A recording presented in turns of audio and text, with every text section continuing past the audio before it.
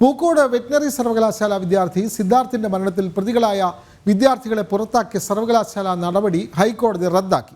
വിദ്യാർത്ഥികളുടെ 3 വർഷത്തെ admission വിലക്കും single bench റദ്ദാക്കിയിട്ടുണ്ട്. പുതിയ അന്വേഷണം നടത്താൻ സർവകലാശാല ആന്റി റാഗിംഗ് സ്ക്വാഡിന് ഹൈക്കോടതി നിർദ്ദേശവും നൽകി.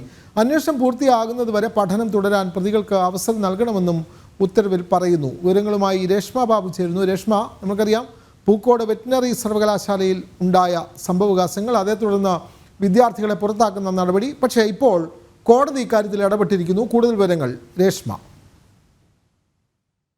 വെറ്റിനറി സർവകലാശാല വിദ്യാർത്ഥി സിദ്ധാർത്ഥന്റെ മരണവുമായി ബന്ധപ്പെട്ട് പ്രതികളെ നേരത്തെ സർവകലാശാല പുറത്താക്കിയിരുന്നു. അതോടൊപ്പം തന്നെ 3 വർഷത്തേക്ക് മറ്റ് കോളേജുകളിൽ അഡ്മിഷൻ നേടുന്നതിനും വിലക്ക് ഏർപ്പെടുത്തിയിരുന്നു. പക്ഷേ ഈ നടപടിയാണ് ഇപ്പോൾ നിലവിൽ ഹൈക്കോടതി സിംഗിൾ ബെഞ്ച് റദ്ദാക്കിയിരിക്കുന്നത്. പ്രതികളായിട്ടുള്ള വിദ്യാർത്ഥികളെ ഡീബാർ ചെയ്ത സർവകലാശാല നടപടി, അതോടൊപ്പം തന്നെ 3 വർഷത്തേക്ക് അഡ്മിഷൻ വിലക്ക് ഏർപ്പെടുത്തിയ നടപടിയും ഹൈക്കോടതി റദ്ദാക്കിയിരിക്കുകയാണ്.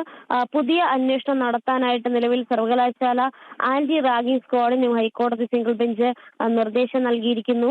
അന്വേഷണം പൂർത്തിയാകുന്നതുവരെ പഠനം തുടരാനായിട്ട് ഈ പറയുന്ന പ്രതികൾക്ക് അവസരം നൽകണമെന്നും ഹൈക്കോടതി ഉത്തരവിട്ടിരിക്കുകയാണ്. 4 മാസത്തിനുള്ളിൽ തന്നെ ഈ ആന്റി റാഗിംഗ് സ്ക്വാഡ് അന്വേഷണം പൂർത്തീകരിക്കണം.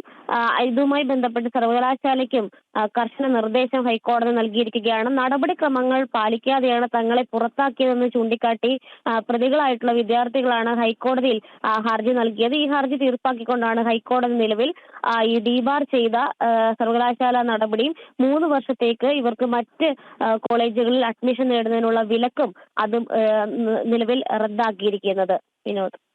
പൂക്കോട് വെറ്റിനറി സർവകലാശാല വിദ്യാർത്ഥി സിദ്ധാർത്ഥിന്റെ മരണത്തിൽ പ്രതികളായ വിദ്യാർത്ഥികളെ പുറത്താക്കിയ സർവകലാശാല നടപടിയാണ് ഹൈക്കോടതി ഇപ്പോൾ റദ്ദാക്കിയിട്ടുള്ളത്.